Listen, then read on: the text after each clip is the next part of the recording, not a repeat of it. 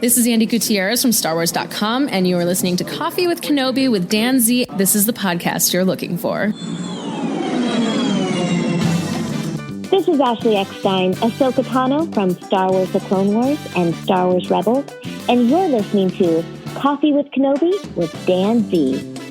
Joining me today for a cup of coffee to talk about the 23rd episode, that is episode 7 of chapter 3. The episode is titled The Spies. I have one returning guest and one new guest to Coffee with Kenobi. Although, actually, when I think about it, he has been on before. I don't know if he remembers, though. We will see.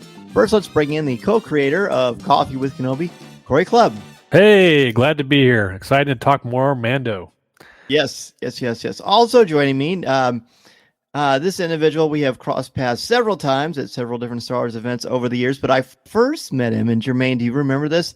At a Denny's event for Solo, we ate breakfast on that stage. What theater was that? That was at the El Capitan in Hollywood. I do remember that. Yes. And it is Germain Lussier. Is that what you said? Lussier. Yes. I'll get it right one of these days. So Germain is a well-known to Star Wars fans. He's a senior reporter covering entertainment for Gizmodo and IO9, as well as many other places. He is the best friend of DJ Elliott, so we'll just put that in there as well. Yep, I'm the guy he keeps backstage to do his bidding. That's right.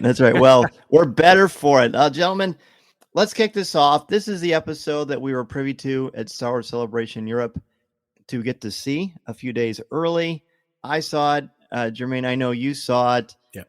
And now we've seen it a couple times. Cory, give me one word to describe the episode and your overall thoughts on the episode itself. Wow, yeah, I had a hard time coming up with a good one word. I know you were kind of anticipating this, but I landed on meaty. Okay. Tell me about it. Yeah, this has got everything you want. I mean, this is really, I feel like this is the tipping point we've been waiting for all this season.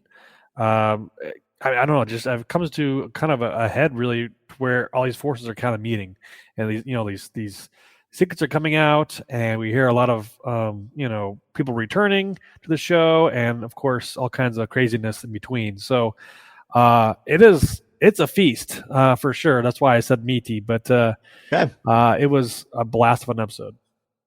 Germain, what about you? One word, I would go with payoff. Kind of in the same way that Cory says. I mean, it just it feels like every episode this season has kind of given you a sprinkle of what the season's actually going to be about. Mm-hmm. It's like, here's a mythosaur and we're going to forget about it. And here's, Axe Woves, we're going to forget about it. And then, here's Moff Gideon, we're going to forget about it. And then finally in this episode, it was like, oh, Moff Gideon behind the pirates that you saw, and blah, blah, blah, blah, blah. And it was just everything together. It was like, oh, wait, you guys do remember how to tell a big story, a big sweeping epic story. So with a lot of reveals and a lot of surprises. And so yeah, I'm going to say payoff. I like it. My word's dynamite, because when we saw this thing as a collective, or just what we've seen online, this is what we've been waiting for, as you both have mentioned. It featured all the dramatic beats that we like in a good Mandalorian story. Dynamite payoff. One of the criticisms I've seen a few times, which I have a hard time getting behind, is why didn't this happen earlier? Well, if it happened earlier, it wouldn't have the same emotional heft, right? You've got to. Well, I think it's fair to say this season's taken kind of a circuitous route to get to where we're trying to get to. This payoff was like, at the end of it, and I know we're going to jump around a lot. At the end of it, when Moff Gideon walks out with that Beskar armor, that was like a WrestleMania. Look who's coming through the ropes, baby. That was great stuff. That armor was it felt like the show, and it was like a mashup of so many things, right? It was like a Purge trooper, and it was a Dark trooper, and it was a Stormtrooper, and it was a Mandalorian, and even had I think it had sort of horns like the armor a little bit. It was almost like everything was put together like a rubber ball, rubber band ball, and just oh, look, cool. And it was pretty awesome. That's one of those figures. I'm like, oh yeah, I'm buying that, which is kind of also a theme of this episode. It was like, I'm buying that. I'm buying that. I'm buying that. That's with the Black Series over here. Yeah, that his armor, the helmet reminded me of when Darth Maul took over Mandalore for a while, and he had some Mandalorian troopers.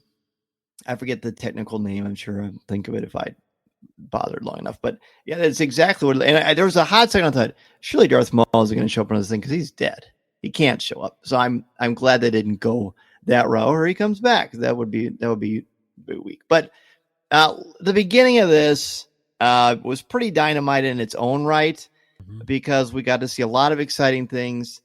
Cory, kind of walk us through the opening and things that stood out to you. Yeah, I definitely got Blade Runner vibes during that first sequence. I've still never seen that. Would you believe that? Oh, get on that, man! You got to check it out. Okay. So I definitely feel that like that Coruscant underbelly feel, and it was cool to see the spy working her little discussion there with Moff Gideon. Of course, I knew that we kind of knew that was coming, and then we get in this huge like he's walking on this. I couldn't understand where he was at. He's walking on this row of like these armor, like he did in season 2. Had the Dark Troopers kind of surrounded by him, but they look different. We could see more of that later in the episode. And he gets this giant room, this giant council room, which apparently the Zoom call's already started. He's just coming in late. So I thought it was kind of funny, but yeah, they're all sitting there talking. They're these renowned Empire figureheads that have been kind of running their stuff behind the scenes, slowly pirating places, doing things, and some get called out for doing stuff a little too soon, and others are not doing things soon enough. And there's some, who's really in charge here, and Thrawn's mentioned. So again, very meaty conversation going on within these folks. I even thought beyond absolutely, but there's so much more. Even like when he's walking and you see those new troopers. I don't think they're officially named or whatever. He's going through. He's basically that's just the end of the Phantom Menace, right? With those like red things, and then there's like a quick shot that he's walking by. Looks like Snoke clones, or it could be the clones that Pershing was working on. And so like even in shots like that, you're like, what the heck? And then all this you get Hux's dad. You get Thrawn's right-hand man. You get kind of allusions to the First Order. You get like allusions to Aftermath. It was like Dave Filoni had just eaten. You were just like, here we go, just go. And then you realize that like anytime there is an episode that mentions a character that he's like really on top of, like Thrawn, he co-writes it. And then I wasn't surprised to see at the end that he co-wrote this with John. Yep. I was going to say the same thing. He's got his fingerprints are throughout this thing. Connecting a lot of things. And Dave has always been tremendous about pulling in things from the Legends line, formerly the Expanded Universe, and sprinkling them throughout. When I said Captain Pelion, that was a big deal. A lot of people erupted during that. The tension was there, which of course you expect from the Empire. I'm not a big First Order guy, although I will say it is interesting to sort of see how they gradually may transition into that particular avenue.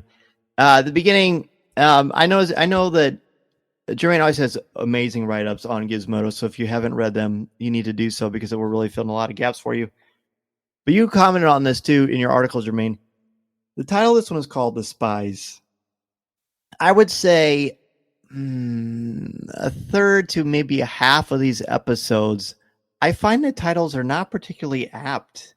And you know what I mean? Like, you got the first one is called The Mandalorian. The second one's called The Child. The third one is called The Sin. Like these things these are like the massive themes of the episodes, but this is like, who are the spies? Is it referring to the beginning or what's going on? Well, I kept thinking that same thing. I thought, okay, somebody's going to turn, right? We're going to have some revelation.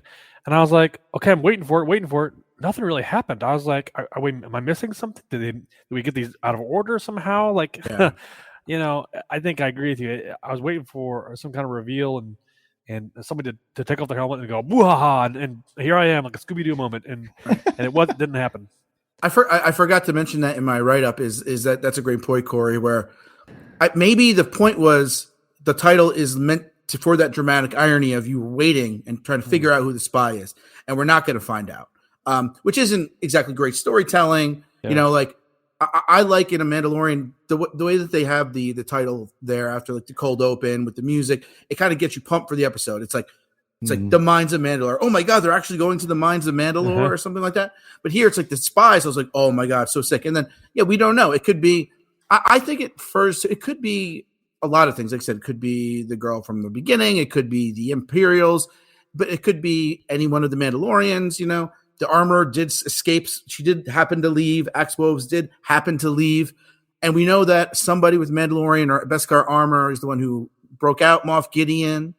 Is that somebody? Is it Bo-Katan? Who knows, you know? The only person we kind of know it's not going to be is Mando. Right.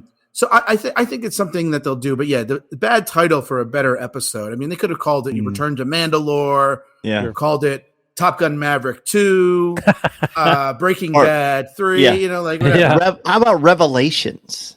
Right? Yeah, something like that. Yeah. I mean, that's a payoff to why he's been so vested in this Mandalorian culture from the beginning.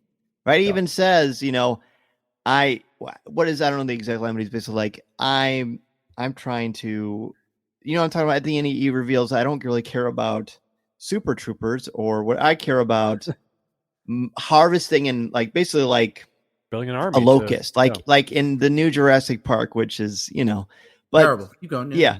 It's not ideal. But you know, the whole thing was about these bugs, and they can just consume mass quantities. He's sort of like that, isn't he? I just want to put on really quickly before we move on. As much as I love pro droids, and I'm a big fan of anything on Hoth, as I know we all are, I do find it sort of funny that she's trying to be really stealthy, and the biggest droid ever suffers down. Oh, you know, what are they going to do? Put up a trench coat over it, and put up a newspaper? I really like that. We talked about this earlier in those past episodes. Like CGI, takes me out of it a little bit. I feel like, is this CGI or is this a practical effect? I couldn't really. Or was it the figure void? Out. I don't know. See, that part didn't bother me, but I know what you're saying. It seemed like it was huge compared to her. I don't know if they're that big. I guess they kind of are, but like, I don't know. Just like, could you have done something a little easier, like a little calm or something, and just poof, you know? Or do you really have your droid going around? Yeah. I don't know. That's just those guys like. They're like, what toys in the toy box? Probe droid. Yep. Perfect. Sure. You know? Yeah. Exactly. Like we're just going for it. Yeah. Make it have that really cool sound to it.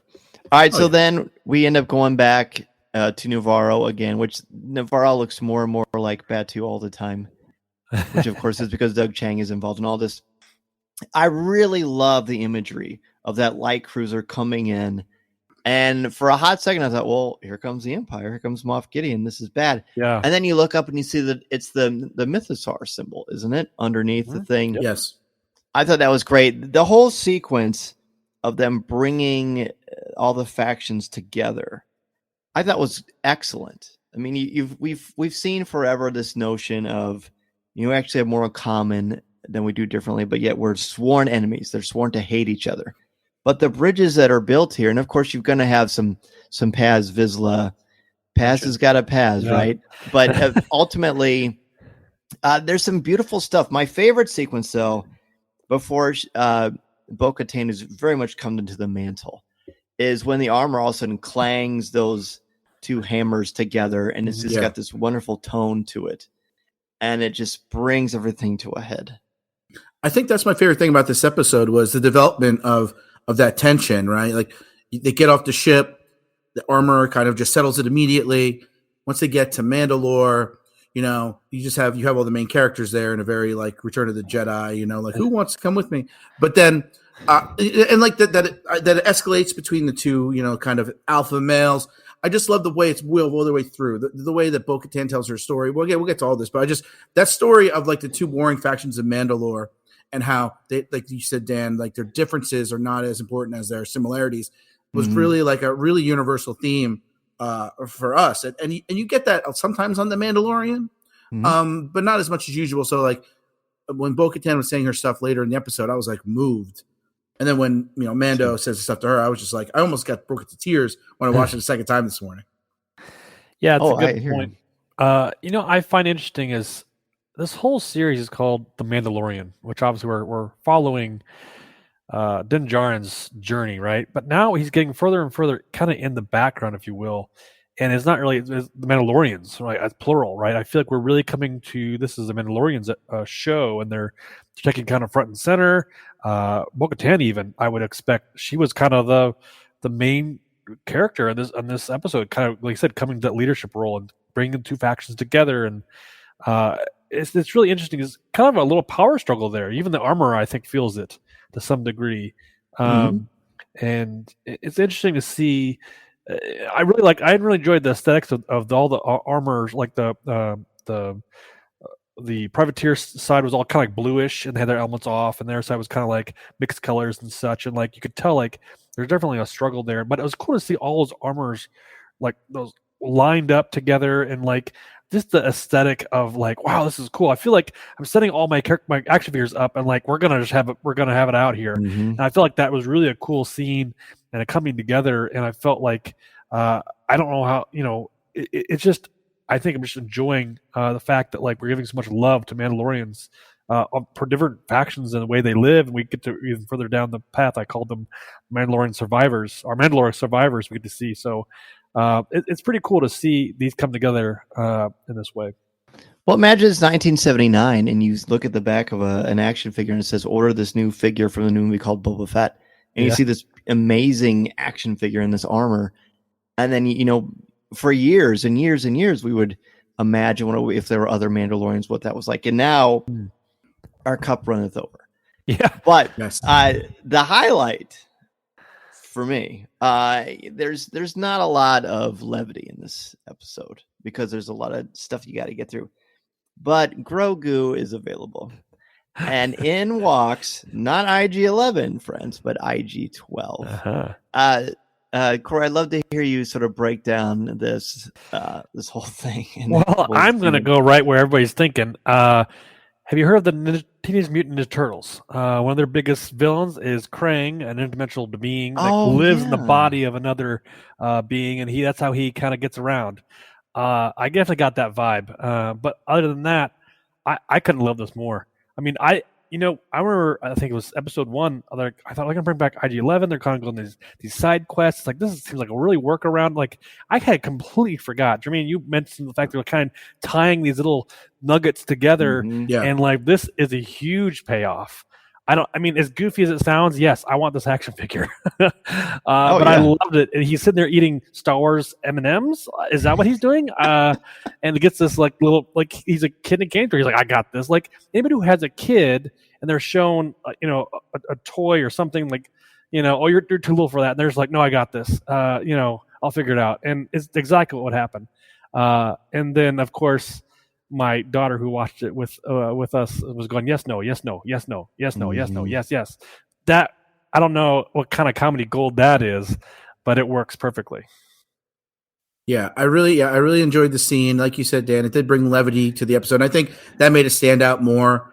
And not only is it a payoff for I originally thought weak IG-11 story earlier in the season, it has a great payoff itself, weaving back into the story of the Mandalorians, which again, we'll get more into, but it was just so funny. I love that we actually get Grogu you can always sort of tell what he's saying with his little coos and whatever, but that he can actually communicate, that he loves it.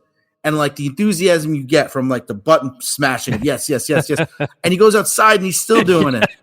Oh, it's so good. It's so good. And I just hope that we don't get that the whole time. I mean, like, I hope it's like an option for him. I'd like to see him walking around a little bit, though it would make the question of like, how will Grogu get Mandalorian armor a little easier if that is the case next season or something. Good point. What I really like about this, besides the adorable quotient, which was quite high, was that the IG-11 is still allowed to perform his primary base function as originally sort of programmed by Quill. Now, I understand his memory circuits and all that has been yanked out by the Anzelians. I get that. But at its core, he is protecting the child by think of him as a vehicle. Is that what Grief Karga says? Yep. Yeah. So you've got that aspect of it.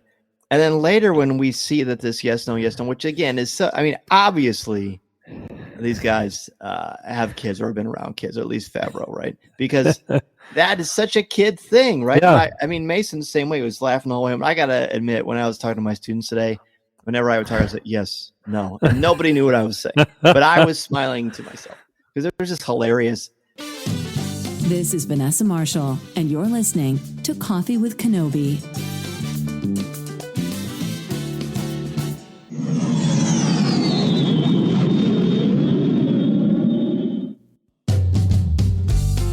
And it was also a brilliant piece of it. And I agree that the opening thing where we had IG-11, I thought that felt a little gimmicky and trite.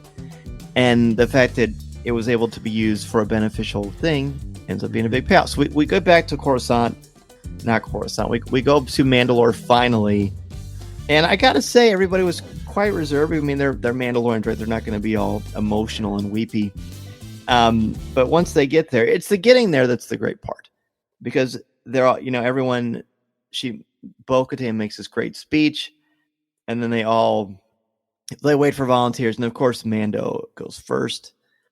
The fact that they all did, I didn't count. Was it an even amount on both sides? I didn't count. I don't know. I feel like a I'm Spartacus moment was going on there, but it did bring to the point that like these factions are trying to get along to some degree. Like, all right, I'll go if they're gonna go. I guess I'll go if they're gonna go. Like, all right, we'll try and see if we make this work.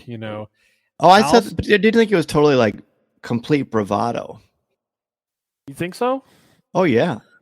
Well, I felt like it was a little bit of them just trying to make it work in the sense of they didn't want to be shown up, I guess, by either side. Is that what you're saying?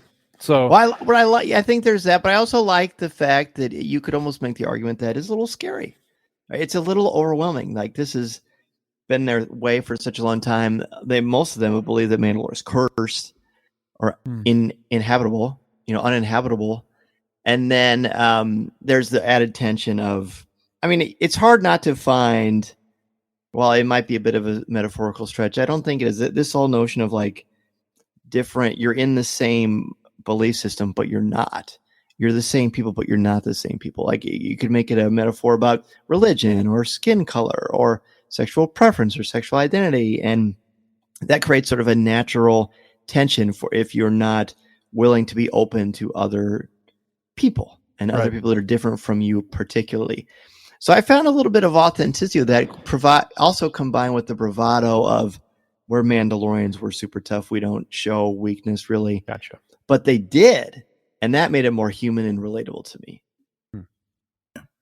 Yeah, like I said, to me it was Return of the Jedi before Endor, but with that Mandalorian like chutzpah of like we want to go on this mission. But I didn't even think about, like, for some of them, because it doesn't really come through in the episode, but it does make sense. It's a homecoming that they haven't had in decades or something. Like, it's a big deal for Axe and Casca to go back there, So I guess it was also Bo-Katan was there a couple episodes ago, but yeah, it was good. Though I did think the trip for that in between happened very, very fast. It was like, is it like the next planet over? We didn't even see a light speed jump. It was like, cut, we're here, we're in the planet. Right. So boom. Project Necromancer, is that something we'd ever heard before? No. I don't think so. It sounds completely new to me. But it does certainly. A necromancer is someone who can animate the dead, right? Hello. Yeah, it sounds like maybe it was the name of whatever Pershing was working on, because Hux asks him about Pershing, and Pershing obviously wanted the child for the midichlorians. So, I don't think it's Exegol, but I think it's maybe like a precursor to Exegol. I think Palpatine stuff is happening on a whole other level than whatever's going on with the First Order. Agreed. Yep. There's definitely things behind the curtains are gonna, like, again. I was talking to somebody about this the other day, and we're filling in the gaps that we've already, like, kind of know how it's going to end. And it's a weird way to tell a story. I guess it's just hard to go, oh yeah, now the payoff will be, the Rise of Skywalker, and we can see that. No, it's like, oh, now I see. But I don't know. I guess it's hard to digest a little bit, because it's almost like I don't know. It's like you had the end result, but you didn't know how to get there. And now we'll just figure out how to make it along the way. And I guess I enjoy it. I do enjoy finding out how that was kind of come to be. But again, it just makes for hard storytelling for kind of the film line to branch off and do that. And I know that's just the way we're at. That's where what's happening right now. We can't necessarily go back and undo things. So, it just is what it is. But it'd make it difficult to, like, try to connect those dots a little bit. Interesting. So Night Owls show up. When we see that massive ship on the horizon, I didn't think there will be any humans there at all. Right. There's another faction of Mandalorians. They're Night Owls as well. So I'm assuming they know they know Bo-Katan because they ask, is that Lady Bo-Katan Kryze? But to me, the highlight of this, and Germain, I'd love to hear what your thoughts on this. The highlight for me on this is after all these conversations and everyone is connecting. We'll get to the big Grogu moment because it's great. I'm gonna jump around a little bit. I thought the conversation with Din Djarin and Bo-Katan, where he pledges his loyalty to her, that was one of the more powerful moments in the entire series. Yeah, I agree. I like I said, that was what I was referring to earlier when I got kind of like weepy because I thought it was fascinating how once they meet the survivors and Bo-Katan kind of sits at the head of the table and they're Mandalorian. They're like, we didn't give up. And she's like, I did give up. I did try to save everyone.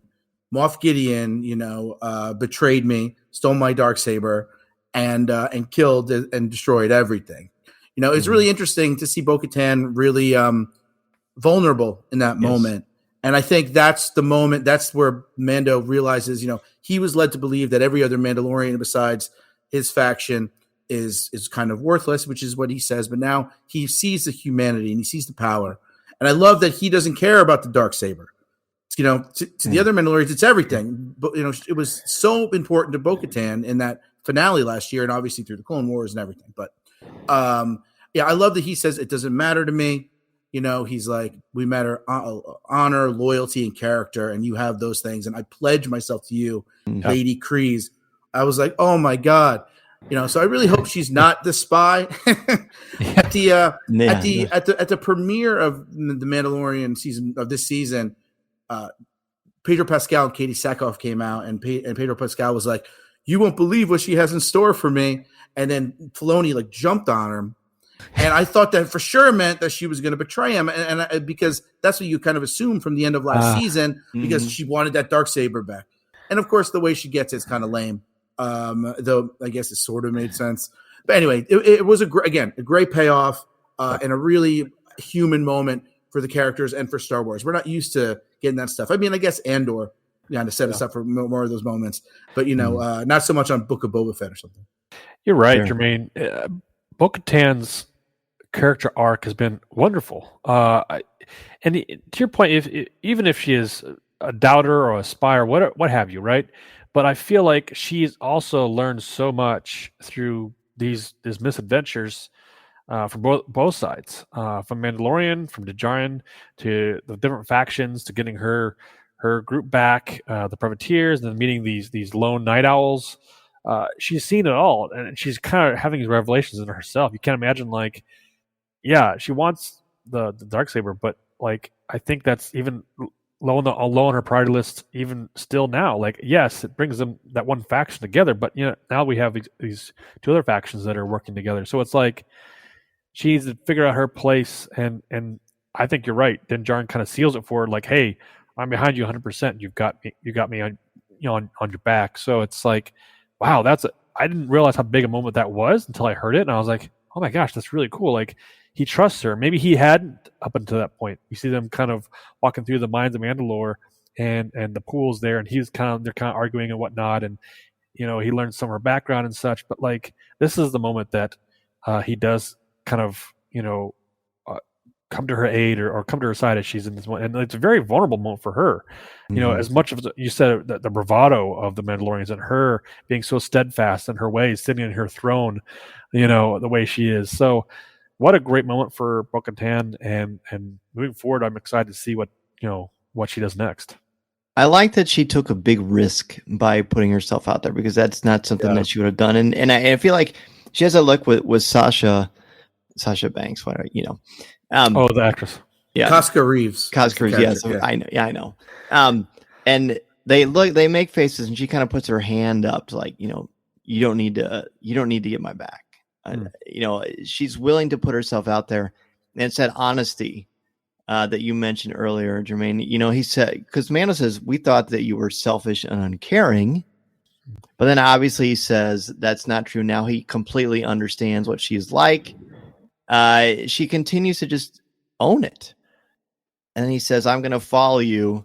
When does he say he'll stop following her? He says when her song is done. when her song is done. Yeah, what means more to me is honor and loyalty. Your song is not written. I will serve you until it is. Which is such a great mythological construct. Absolutely fascinating. And I like that. Cory, you mentioned the whole thing about the Darksaber. Before that was all she cared about. Like, because that symbol, she was so bought into that symbol that she forgot that at the core of what this actually means, this is a blade of worthiness, but worthiness is defined sort of by the character of the person in this. It's not mystical, right? It transcends these ideas of mysticism because it's really about how do you carry yourself. Now she's worthy. The Mando doesn't care about the blade. He can't even wield. He can't even lift it. He can't even move it around. That's some sort of a psychological block or something. At least it seems that way. But for her, she's always been able to wield it with grace and power and strength. And that's who she is. I've never been a huge Bo-Katan person, but the last few episodes, she's completely won me over. Such a wonderful leader. Like, she gives like 3 speeches in this episode that you're just like, oh my God. And I hope it continues. I want to keep her on the heroic side. Yeah, I know. Though it would be a great turn if she's not. But there's no way she's not going to turn. Yeah, they build her up too much. Yeah. This is an Hulk Hogan NWO situation. I think she's going Wolfpack, but we'll see. Oh man. Yeah. Okay. Well, there you go. That's great. Good stuff. All right. So basically, they'd all decide, we're going to take you down to where the kingdom was, where everything was that you're looking for. Yeah, exactly. The Great Forge. The armorer leaves, and the armorer goes into the atmosphere. I thought, her ship's I really thought she was a goner. Didn't you guys? Yeah, I thought so. I thought we were going to see missiles or something. Well, the fact that they showed it at all yeah, is indicative, right? They could have said, she said, I'm going back to camp, or we're going back to where the ships are and going to take them back. The fact that they showed like 2 brief scenes of it was completely superfluous to the plot. They could have cut those. They already explained it. So I think the fact that they did show it, that Rick Famuyiwa decided to show those, means something. And I think that, I don't think she's a spy. She spends too much time with everyone else. When would she be talking to Moff Gideon? What would she be getting out of it? Right. Yeah. But unless she follows what Bo-Katan did. Oh, maybe this is our only way we can get survival. Yeah. She got spy edit, as we like to call sometimes. But yeah. When that creature shows up, at first I thought it was a mythosaur. It's not. Yeah. And then I actually thought it was a Zillo beast because of the elongated neck. But I think it's just these guys love putting monsters in this season. Yeah. Yeah. There was a similar. I was just gonna say what the monster of the week and the food of the week for Grogu. So, that's the case. Germain, have you ever asked Dave about when you talked to him about this season? And John, I talked to them once, but it was only about the Darksaber. What did you ever get anything about this monster situation? No.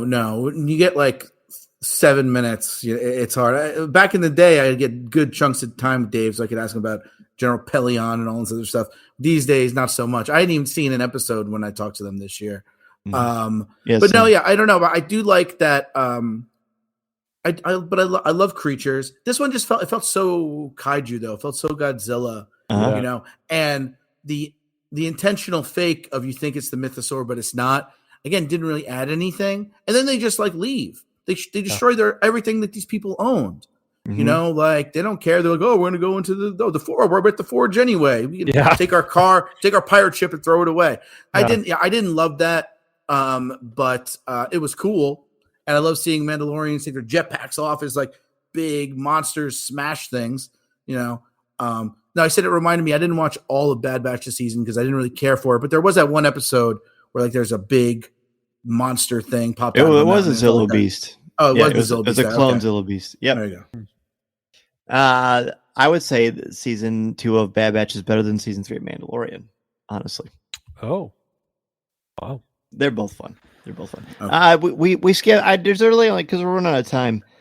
There's really only 2 big things to talk about. I want to talk about the Grogu, his big moment, his big dramatic moment, and I want to talk about the ending, just the big ending sequence and all the big reveals. So I guess the most important thing, is Grogu, that yes, no, playful thing ends up being powerful. Yeah. Bo-Katan says, neither side can interfere, because Mando's like, do you want me to step in? And she said, no, neither side can interfere, so they just watch. And then Grogu, who theoretically knows the least, he steps in and he keeps saying no, no, no. And because he's strong as IG-12, he can hold these two aside, Axe and Paz aside, so that they'll stop trying to kill each other. And there's just something so wonderful about that. But my favorite part is when she says, you taught your apprentice well. And he says, I didn't teach him that. So Mason, when that happened, Mason looks at me and he goes, Dad, that's Luke. I said, I think you're right. Yeah.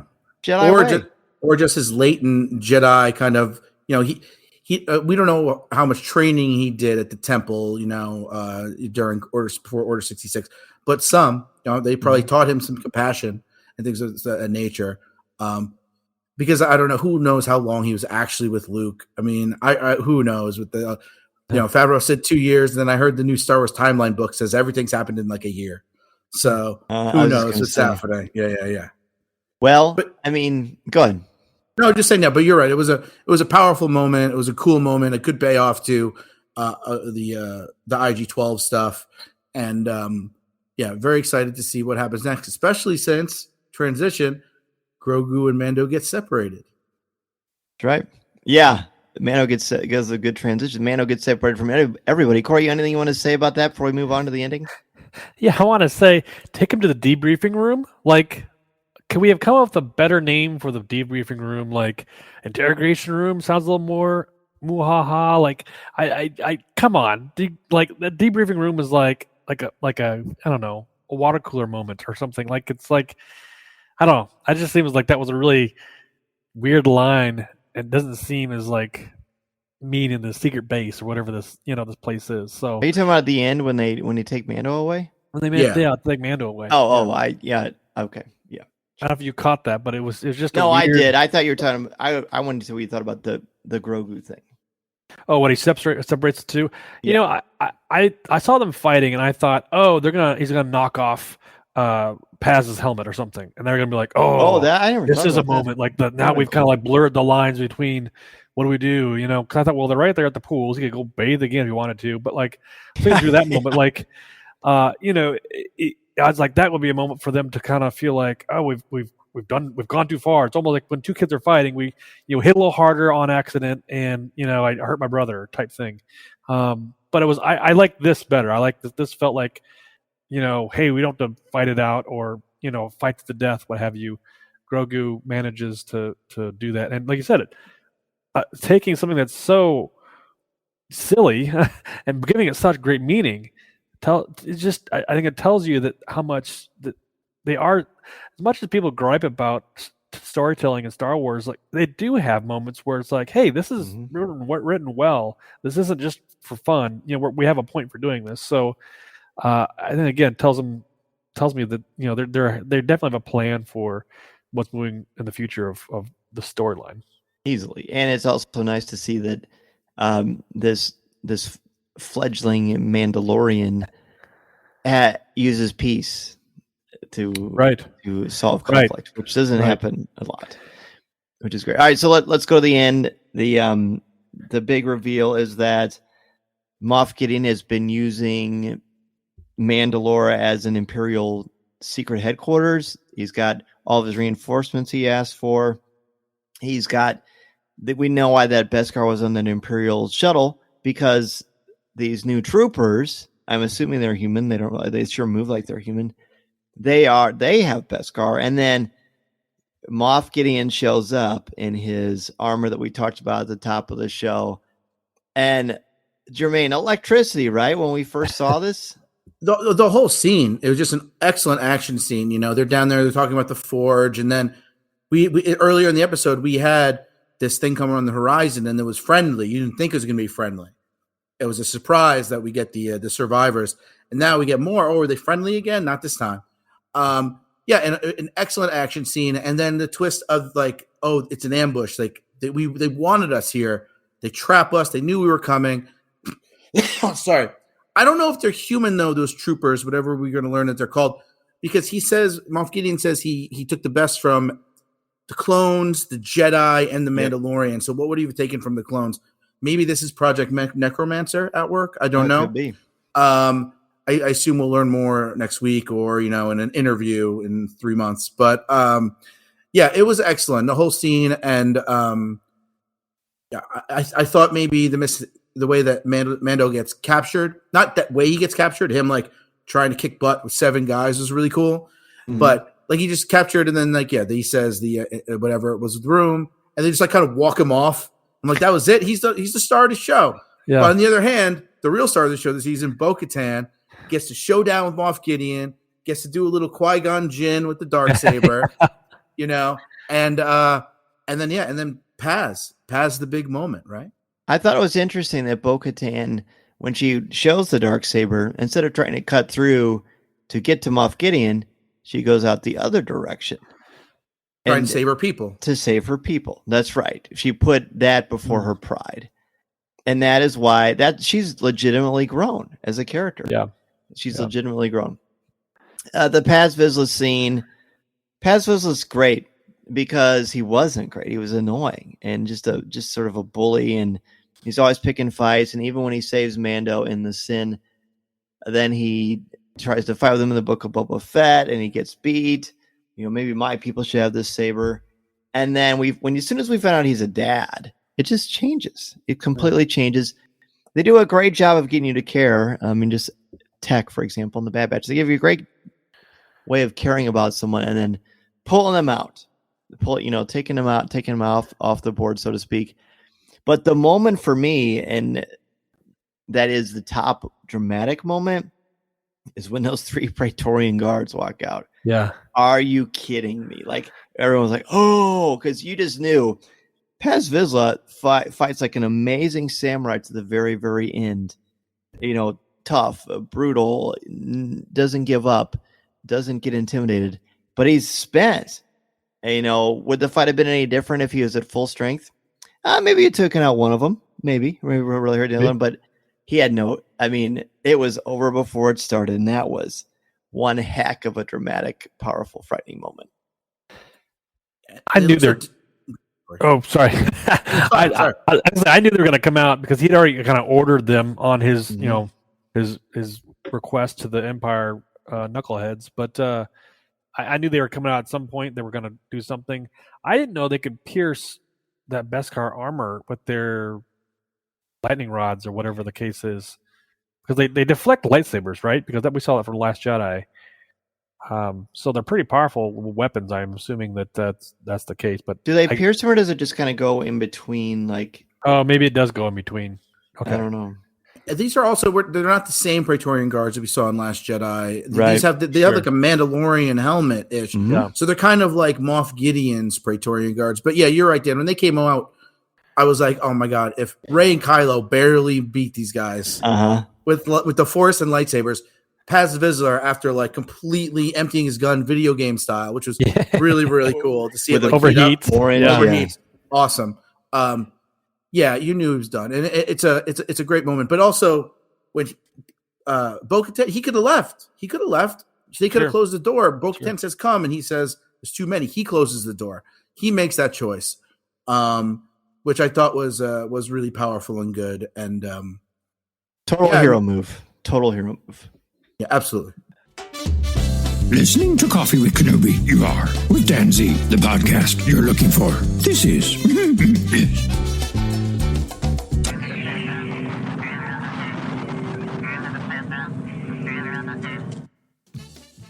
Brilliant. Well, Cory, anything you want to add as we wrap up? Yeah, I wanted to mention the Dark Troopers that they were fighting in the cave there or whatever. I feel like when they got hit, they did kind of go, they had like a human voice behind the mask or what have you. So, I'll be curious to know exactly where they come from. Are they clones? Are they just people who have stayed with the Empire and leveled up? But I'm sure we'll figure that out too. But I mean that whole takedown was pretty awesome. I had a feeling Paz Vizsla or something was gonna happen this episode that where they were too tight up against that, and the whole time I was like, use your blade to get out of there. You have the blade on your belt, like use it. Like, and now that you say that she went out the back way, thinking like, oh, I think of my people first before myself. She was thinking through that. She was making the decision in her head, like, what should I do? So, and it makes a lot of sense when you said that. So, but yeah, he was going to go down with a fight no matter what. You could just tell he was done. So, definitely interesting. Fantastic. Great character moment. Great character moment. Yeah, absolutely.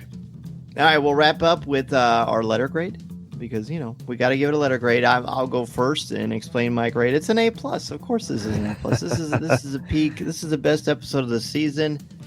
One of my students told me today they thought it was the best episode of the series. Nope, it didn't have Luke Skywalker, so sorry. But it was excellent. It was an excellent episode with all the emotional beats. It had some laughs. It had some incredible action, some great surprises. You get to see some new troopers, some wonderful heroic moments. It's an outstanding episode, completely A+ for me. Cory, what about you? I completely agree. A+ all the way. And again, it's a nice payoff. I really liked what you said, Germain. It is a payoff, 100%. And I kind of wait for the next episode, the last episode, and how this is going to really come to fruition here for these characters. And what's going to happen next? I definitely think this is going to be kind of a cliffhanger moment. I know we have a season 4 on the horizon. Favreau has always said that he's got that written. So it'll be crazy to see what happens, and hopefully it's not epic. I want it to be epic, but I want it to be so much like a wait and see type thing.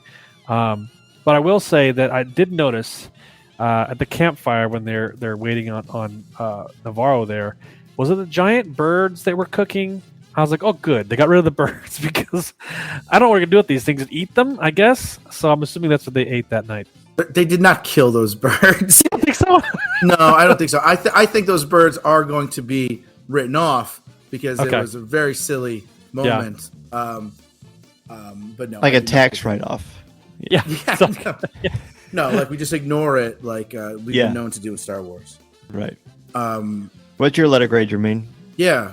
I would say A-. I think it's probably my favorite episode of the season. I think storytelling wise, like it was jam packed, like we said, the payoffs. But it's a little messy in that like the intro obviously happens way earlier because Moff Gideon gets all that stuff put in there, and we're not sure about these clones and. I don't know much about these survivors. Shout out to Charles Parnell Warlock from Maverick, who was cast. So it just had these little things here and there. Like I said, I didn't love how they took out Mando. But, those are all super minor gripes on an excellent episode that was both satisfying and a great... Oh, and the title. The title is automatically like 2 half letter grades there. So you guys... Yeah, so, but otherwise, great setup for the finale. I hope it pays off. We better see that freaking mythosaur again.